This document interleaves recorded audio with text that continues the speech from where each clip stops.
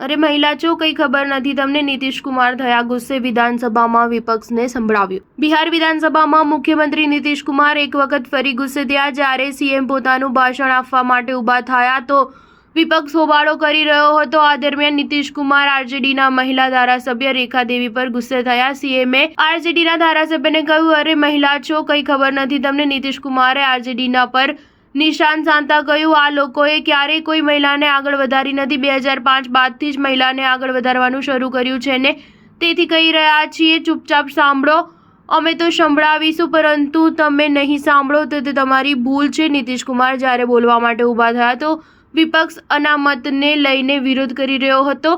પોતાના ભાષણ દરમિયાન નીતિશ કુમાર વારંવાર વિપક્ષના ધારાસભ્યોને અપીલ કરી રહ્યા હતા કે એક વખત આખી વાત સાંભળી લો।